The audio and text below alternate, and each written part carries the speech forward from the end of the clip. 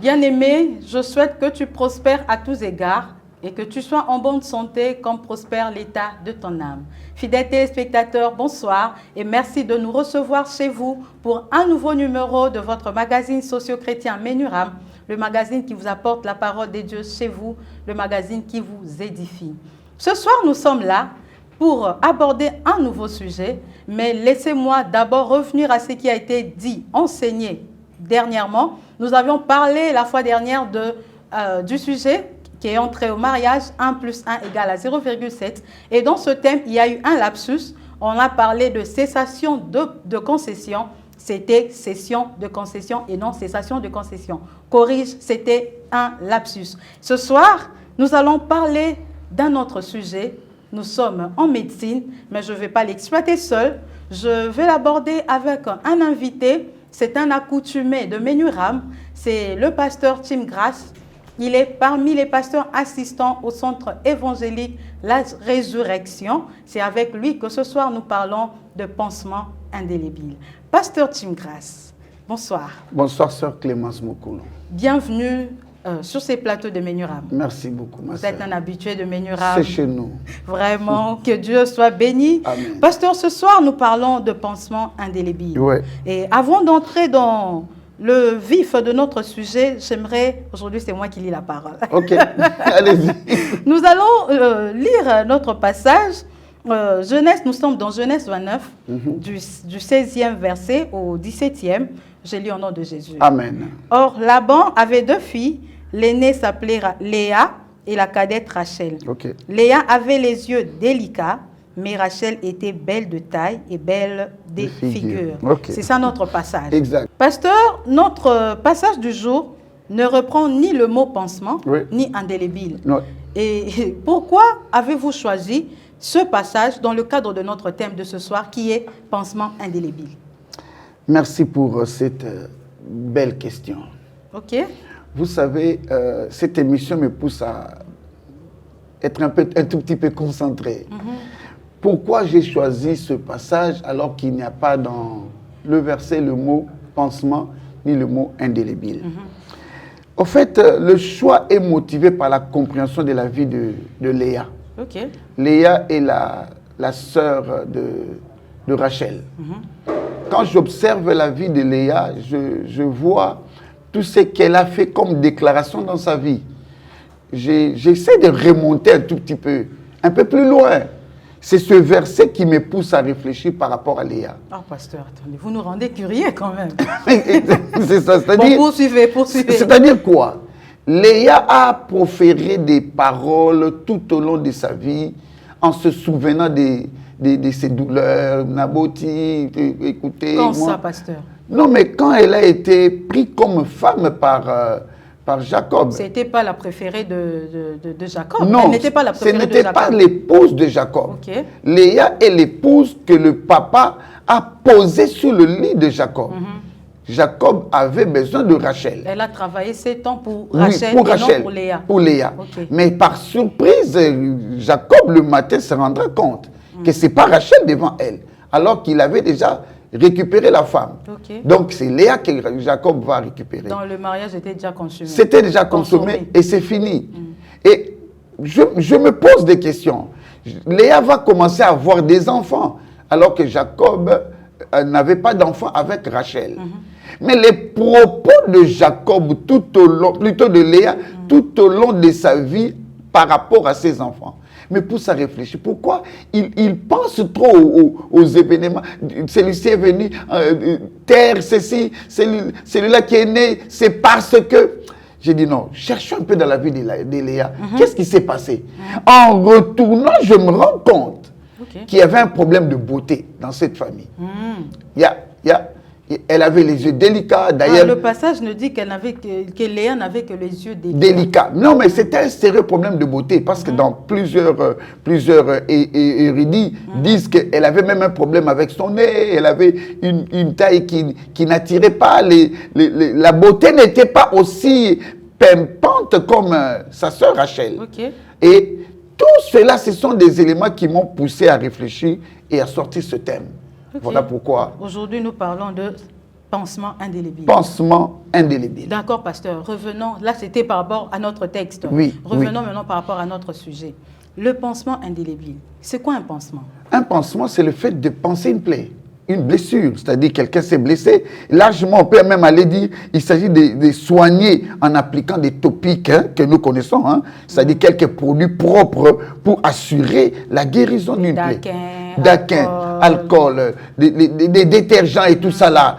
On applique juste parce qu'on a le souci de panser la plaie. Okay. La plaie peut être ouverte après un traumatisme, la plaie peut être fermée. On parle de contusion, on parle d'hématome. Il y a plusieurs concepts dans la médecine, mais je ne veux pas aller dans ce débat-là. Mais mon souci, c'est que un pansement, c'est juste le fait de penser, de soigner, d'essayer un peu de calmer ou d'éliminer la plaie. Penser dans le sens de guérir ou de nettoyer? Non, penser va beaucoup plus dans le sens de nettoyer, mais en vue d'amener la guérison. Okay. C'est ça la finalité. La finalité, quand on pense, on nettoie d'abord. Et quand on met les produits, c'est pour que ça sèche, c'est pour qu'il y ait cicatrisation. C'est voilà pourquoi nous parlons de pansement. Alors indélébile, pasteur? Bon, lorsque nous disons indélébile, il s'agit de ce qui est ineffaçable, de ce qu'on ne peut pas. Vous voyez, aux élections. Lorsque nous allons aux élections, après avoir voté, on vous met l'encre qu'on appelle l'encre indélébile. Pour que demain, si tu avais l'intention de voter 2 fois, quand tu arrives, on vérifie tes doigts. On dit, mais non, toi, tu ne peux plus voter parce qu'il y a l'encre indélébile. C'est-à-dire, il y a l'encre qu'on ne peut pas effacer. Et lorsque nous parlons de pansement, ou sinon d'indélébile, c'est juste pour dire que ce qui ne peut pas être effacé, ce qui ne peut pas être changé. Ok. D'accord, pasteur, vous avez expliqué pansement et puis indélébile. Oui. Et pansement indélébile en un mot, ça veut dire quoi? Les hommes peuvent panser les plaies. Lorsque nous disons pansement indélébile, ce pansement, c'est un pansement immuable. Le pansement indélébile veut simplement dire panser une plaie avec une substance que personne ne peut changer. Penser la plaie avec le projet de que la plaie soit éliminée une fois pour toutes. Donc, penser d'une façon indélébile, c'est éliminer efficacement la plaie. De sorte que quelqu'un d'autre ne vienne pas ajouter une autre plaie dessus. C'est ça le pansement indélébile. Donc, quand je parle de pansement indélébile, ce qui fait que c'est un pansement immuable. C'est un pansement éternel. Donc, il suffit que l'on pense d'une façon indélébile. C'est qu'on a pensé une fois pour toutes. Rien ne changera. Pasteur, par pansement indélébile, on peut dire que c'est guérir totalement, complètement. Complètement et oublier qu'on peut parler encore de plaie. Quand on dit pansement indélébile, on guérit, on pense dans le souci que ça ne revienne plus jamais. Nous savons avec nos produits d'Aquin et autres, lorsque nous pensons la plaie, nous savons que nous attendrons Zelapote Kauka. Et puis après, au fond la bande, et puis au fond la bande, mais la plaie aussi peut s'infecter. Ça peut s'infecter, ça peut prendre du temps. Mais lorsqu'il y a pansement indélébile, c'est un pansement qui ne pourra plus jamais être infecté. C'est de ça que je voudrais parler ce soir. Nous allons revenir au pansement indélébile. Mais pasteur, on ne peut pas parler des pansements sans évoquer les plaies ou les blessures. Exactement. Pasteur, c'est quoi une blessure? Une blessure, c'est une plaie. Une blessure, c'est une fracture produite par un coup ou un choc. Soit tu t'es blessé après un accident, soit tu étais en train de travailler avec le couteau et par mégarde, par inadvertance, tu te blesses. Ça, c'est ça une blessure. Une plaie par un coup ou par un choc. Là, c'est tout simplement ce qui peut arriver. La peau s'ouvre et laisse apparaître le sang, laisse apparaître la chair. L'épiderme se déchire. Là, on parle de blessure. Là, on parle de plaie. Et la blessure, là, c'est causée par soi-même ou la blessure qu'une autre personne nous a causée? Non, au fait, lorsque nous parlons on peut se blesser soi-même. Lorsque nous parlons de blessures, on peut se blesser, comme je venais de le dire. Pendant les manicures, les femmes se blessent. Et on peut se souvenir aussi, en cuisine, on peut se blesser. Mais on peut aussi se blesser sans le savoir. Ça, c'est un élément très important qui pourra revenir. C'est-à-dire, tu étais en train de marcher, tu te heurtais sur une pierre. Tu t'es dit, ah non, qui passait, et puis c'est passé.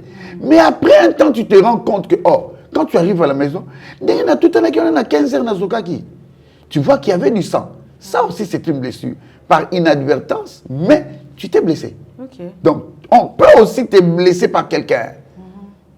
Il passait avec un couteau, puis ça te prend. Ou c'est pendant une bataille en famille. Vous ne vous êtes pas compris, vous vous donnez des gifles et puis c'est une blessure. Ça peut arriver d'un coup et on blesse avec les dents. Ça arrive. Donc, on peut soit se blesser soi-même, soit quelqu'un d'autre vous blesse. Et cette blessure peut arriver par accident ou alors de manière... Fortuite, ça vient et puis bon. Le plus important, c'est que Non, mais on peut aussi blesser quelqu'un expressement, pasteur. Oui, mais c'est pourquoi je dis que ça peut arriver lorsqu'il y a aussi antagonisme en famille. Okay. Vous ne vous comprenez pas, surtout quand je vois les enfants. Ah, lui, il a fait ceci, papa, écoute, lui, il a dit ça. Et puis, une petite gifle ou un baffle, et puis, ça pose une blessure. Mais c'est ce qu'on appelle blessure. Pasteur, dans le cadre de notre thème de ce soir, oui. Le pansement indélébile, de quelle plaie il s'agit-il ici? Il existe des plaies extérieures. C'est ce que nous étions en train de dire là.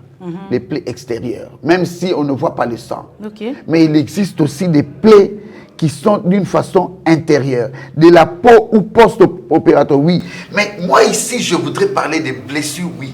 Mais des blessures intérieures. Blessure intérieure. En fait, comment blessure intérieure, pasteur? Non, donc tu es blessé de l'intérieur, tu ne sais pas. C'est-à-dire... Ou c'est une blessure qui est invisible? Les traumatismes. Là, nous entrons à la dimension du traumatisme. Okay. Les traumatismes, mais qui ne sont pas visibles, qui sont intéressants. C'est-à-dire, je vois, il y a un abandon, il y a un accident, il y a une maladie, il y a un échec, il y a une humiliation, il y a une injustice. Ça peut te blesser, ça blesse ton cœur, ça dérange. Mais les autres, peut-être, ne peuvent pas s'en apercevoir. Okay. Et ça, ce sont des blessures intérieures. Pasteur, les blessures intérieures ont quand même une typologie. On peut quand même les énumérer, le catégoriser. Oui, on peut bel et bien catégoriser les blessures intérieures, mais je vous dis, il y en a tellement les gens. Pasteur, donnez-nous quelques exemples. Non, acceptez s'il vous plaît. Avant que je ne parle de la catégorisation, acceptez que je donne un verset. Ce n'est pas un verset de base, c'est que vous avez lu, c'était le verset de base. La Bible nous dit dans Ruth 1,20. Okay. Ça va nous aider à comprendre. Elle leur dit, ne m'appelez pas Naomi, appelez-moi Mara, car le Tout-Puissant m'a rempli d'amertume. Waouh! Là, vous parlez c'est de Naomi. Naomi était partie avec son mari et ses enfants. Naomi se retrouve... Naomi avec son mari Elimelech. Okay. Il se retrouve à moi. J'ai lu la Bible. Mais oui, mais vous êtes chrétienne. Donc, Naomi se rend là-bas et puis elle va perdre son mari, elle perd ses enfants, elle ne reste qu'avec ses deux belles-filles. Okay. Nous voyons le souci de réagir qui entre dans le cœur, dans le chef de Naomi. Qui veut réagir parce qu'elle vient de connaître quelque chose de tragique. Okay. Et elle réagit, mais elle ne réagit pas bien. Pourquoi elle ne réagit pas bien? Elle réagit méchamment. Méchamment. Parce que c'est trop en français. Parce qu'on est au cas de Batulingale. Exactement, au cas de Batulingale. Il y a Katele Bango hébreu. Il y a Katele Bango hébreu. Mais il y a le Balingala. Voilà. Il y a le Baïso hébreu. Donc c'est vraiment ça. À Katele Bango hébreu, brusquement. Non, Bobenganga Bongote, Boniko, Naza Bololo. Ça montre, c'est un signe distinctif des personnes qui sont blessées. Donc elle-même, elle s'est attribuée cette amertume. Elle a pris, elle s'est dit en tout cas plus, c'est fini. Cette blessure-là l'a poussée, ça la pousse, c'est la conséquence d'une mauvaise expérience qu'elle a subie. À cause des mauvaises expériences. Voilà comment les gens sont blessés. Mais vous ne nous avez pas encore donné les typologies. C'est pourquoi je voudrais dire, je ne voudrais pas qu'on parle en désordre. Je peux donner 5 éléments, 5 types de blessures intérieures. Premier type de blessure intérieure, le rejet. Beaucoup de gens dans nos familles, dans notre église, dans notre environnement sont rejetés et ils sont des sujets d'amertume. Un exemple, pasteur, de quelqu'un qui a été rejeté. Dans la Bible, Jephthé. Okay. Écoute, Jephthé rejeté par ses propres frères. Pour quelle raison? Parce qu'il n'est pas fils légitime. Il est fils d'un second lit. Tu n'hériteras pas avec nous.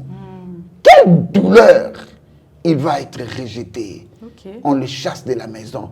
Il regarde de loin, comme Moïse, à distance, la bénédiction de son père. Et pourtant, c'était au moment du partage. On s'est dit, papa n'est plus là. On doit maintenant partager. Et il y aura bénéficié de la sauter. Cette personne-là que vous rejetez, il va avec les blessures. Regarde la vie de Jephthé, qu'est-ce qu'il fait? Quand il part, il ne va pas pour vivre paisiblement. Il se rend quelque part dans un coin. La Bible dit, des gens sont venus autour de lui, des vauriens, sont venus se rassembler à lui et ils ont commencé des incursions, s'entraîner en secret. C'est ça le problème des blessures intérieures qu'on appelle les rejets. Okay. Une personne qu'on a rejetée, mise en place de comportements évitant ou fuyant par la personne.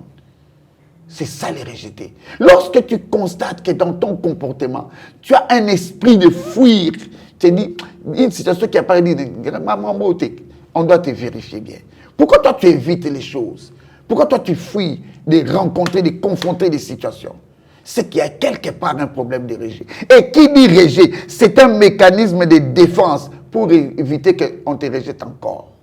Tu te dis, ce qui n'a meki ko sanganana bango, et que bango peut constater un jour que naza compétente, této compétente, le quoi bango, rejeter, n'a qu'au vivre la même douleur. Pour que je ne vive pas la même douleur, alors elle a créé des dispositions. Deuxième élément, deuxième type, l'abandon. Ok. Première typologie, le rejet. Et deuxième, l'abandon. Okay. C'est la tendance à croire qu'on est laissé, la tendance à croire qu'on vous a quitté. Regarde la vie de Tamar. Vous connaissez Tamar? Oui. Tamar, la fille de David. De David, oui. Sœur d'Absalom. La sœur d'Absalom va être violentée par qui? Son propre frère, leur aîné, Amnon. Et Amnon abuse de Tamar. Mais regarde, Tamar est désolée, elle met la main sur la tête, elle pleure. Elle crie sur la route, oh, regarde ce qu'on m'a fait. Quelle désolation. Et son frère Absalom lui dit, tu pleures pourquoi? Non mais regarde notre frère, il laisse ça. Mais regarde comment vous blessez quelqu'un. L'abandon ici, c'est de qui? D'Absalom ou de Tamar? De Tamar. Okay. Elle se sent abandonnée. Non mais il fallait beaucoup côté là. Papa Zolo, mais l'autre côté. Nous avons beaucoup de cas dans nos familles. Et aussi Absalom, son frère, croyant qu'il est de son côté, il dit tais-toi, ne dis rien. Il pensait qu'Absalom allait se battre avec Amnon. Il s'est dit Absalom c'est un vaillant, il va se fâcher. Non, il dit non. Famille ko kabwana. Oh, mais des problèmes, des blessures, tout dans la famille, c'est kabwana. Toi, tu ne sais pas qu'il y a des familles aujourd'hui à cause de deux lits différents. Parce que le problème avec David, c'est qu'il y avait plusieurs lits. Absalom et Tamar n'avaient pas la même mère que Amnon. Tu vois un peu? Alors il s'est dit, ils violé les kinanga. Ils ont les kinayépé. Ils appellent les kinayépé. Absalom dit, non, laisse ça. Laisse. Donc, Tamar se sent comme quelqu'un qu'on a oublié, qu'on a abandonné. Il s'est dit, mais pourquoi vous m'oudelingate? Papa pas solo mais l'autre côté. Personne n'est là défendu. Personne regarde Tamar. Quelle blessure. Quelle blessure. Ce sont des cas que nous rencontrons dans nos familles. Nous avons plein de blessés, des personnes qui sont abandonnées. Une situation qui est arrivée. En gros, c'est petite sœur. Et vous la prenez, vous allez la déposer dans la belle famille. Et le garçon aussi, par ruse, a continué à Équateur. Et maintenant, la petite sœur reste souffrir avec les belles sœurs. Pasteur, dans d'autres familles, on chasse aussi le mari, le garçon. Donc, moi, je suis non, mais je connais, j'ai une amie que j'aime bien, qui a été abandonnée comme ça. Qui a été abandonnée. Et qui me dit, papa, tu étais tout le temps là. Tu m'as remonté. Et qui est attaché à moi, qui me dit, mon frère, toi vraiment, tu es mon frère biologique. Et sa famille, et la belle famille, l'ont abandonné. Et elle n'a pas où aller. Azana bébé na maboko. Azoyaka batuki yakaka kolala mais makamnawe talibi sauter. Comment abandonner? Mais ce sont des blessés que vous êtes en train de mettre dans la société. Et ces personnes, lorsqu'elles vont réagir, elles réagiront brutalement. Troisième élément, troisième type, l'humiliation. Écoute ce que l'humiliation veut dire. La tendance à se critiquer en permanence, à se moquer d'elle-même et à se dévaloriser. Cette tendance-là. Ça, c'est une blessure. Regarde Gédéon. Dieu lui dit, va un héros. Abinan. Naï. Moi, na souk. Na quartier qu'on a bundate. Na famille ma pauvre. C'est-à-dire, ils sont en train de dire, où sont les prodiges dont nous ont parlé nos parents? Donc, l'humiliation dans nos familles. Et pasteur, même le cas de Tamar aussi, c'était pas seulement l'abandon, c'est aussi une humiliation. Dans Tamar, il y a même des jonctions, des types. Parce que ton grand frère te découvre, ça c'est humilié. Et quand l'affaire, je pense que l'affaire était connue, non? Connue de tous, parce qu'elle a crié, elle a pleuré. Alors, elle était humiliée. Qui allait accepter de prendre une femme? Elle était aussi rejetée, parce que même les autres se disent, et moi ça...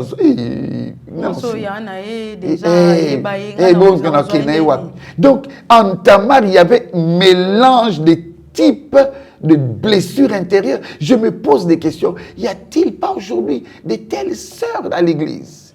J'étais en train de parler une fois quelque part. Je parlais avec une sœur et me dit, pasteur, papa na biso a côté la na chambre boutou nyonso. Na okokate pasteur. Nazo repoussé, je croyais que ça peut aller, ce qui n'a fundi pas maman. A fundi pas maman. C'est devenu pire. Maman lui dit, bon, ça dit. Je connais même une fille de 18 ans qui est morte à cause d'un papa qui a abusé de sa propre fille en connivence avec maman. Maman lui dit, so salon kambala moko, ndego salani. La fille s'est sentie humiliée. Maman. Oh, donc assistante à maman. Et papa a abusé de sa fille qui ne connaissait pas d'homme. Elle n'a pas supporté cette blessure. Quelle humiliation. Tes propres parents, papa et maman. Maman s'est mise là pendant que papa est en train d'abuser de sa fille. Quelle humiliation. C'était un choc pour la fille. Elle n'a pas traîné, elle est morte. Pasteur, moi j'ai suivi un film. Je pense qu'il y a 2 ou 3 mois.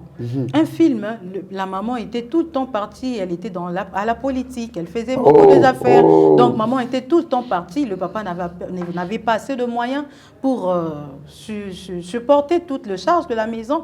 Donc c'est maman qui faisait vivre, ou qui faisait tout à la maison. Alors papa, quand maman partait, il restait et il a commencé à sortir avec sa fille. Sa fille n'avait que 5 ans. Oh mon Dieu. Il a commencé à coucher avec sa fille dès l'âge de 5 ans, jusqu'à ce que l'enfant a atteint, je crois, 23 ou 24 ans. My God. À chaque fois que l'enfant voulait parler de ça à la maman, au retour, quand elle était petite, elle ne savait pas, elle trouvait que c'était bon, parce que papa lui disait, je vais t'acheter les bonbons. Elle ne savait pas ce qui s'est passé. Et quand elle a atteint la maturité, elle a compris que c'était une mauvaise chose. Elle s'est décidée d'en parler à maman. Et à chaque fois qu'elle s'approchait de maman, maman était toujours occupée. Elle disait, mon dis à ton papa, il va me dire. Or, il s'agissait de papa que la fille allait dire parler à maman. Et comme ça, le père l'a fait avorter. Cette fille, elle a, dans les films, mais on a vu la vie de cette fille, c'était horrible. Elle était méchante, elle était colérique, insolente. Et c'était en tout cas, je comprends maintenant quand vous parlez. Et quand on regarde des choses pareilles dans des films, je pense que même dans la réalité, par rapport à ce que vous avez évoqué, il y en a plein, je vous dis, je suis pasteur, je reçois beaucoup de gens. Il y en a plein, les personnes qui sont humiliées par leurs propres frères, par leurs propres oncles, même dans la famille. Il y en a plein, les exemples sont légion. Et parfois, on ne sait pas en parler. Mais il va en parler comment? Pour qu'une personne prenne le courage de sortir de cette peau-là. En tout cas, il faut que le Saint-Esprit intervienne.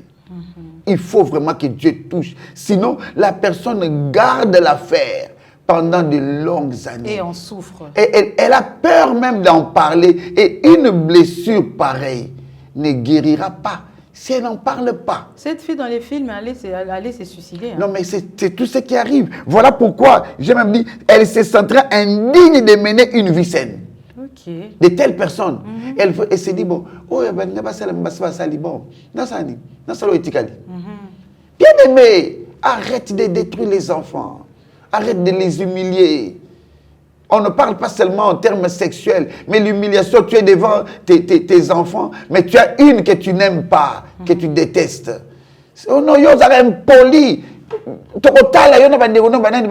Je connais un papa qui a dit à son fils, yo kanisi nini. Yo na vu non, ata veste moko somela ngate. Et ce garçon-là a voyagé. Il a fait plus de 20 ans aux États-Unis. Aujourd'hui, il est revenu au Congo et il ne fait rien dans la vie. Donc voilà, la personne se sent indigne.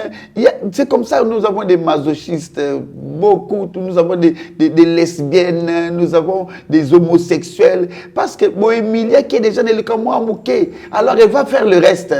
On ne parle pas seulement en termes sexuels, même réduire les enfants en public, même réduire les élèves en classe. Tu es bourrique, tu n'es rien, tu n'auras pas mes points en classe. Tu es en train de créer des blessés. Humilier quelqu'un en public, tu crées des blessures. Et lorsque tu crées des blessures, tu vas chercher comment les corriger. Parce que au Cabona lobby, hier, on a blessé, et contaminé, et qu'on baby sa mara. C'est ça le problème. Naomi qui dit,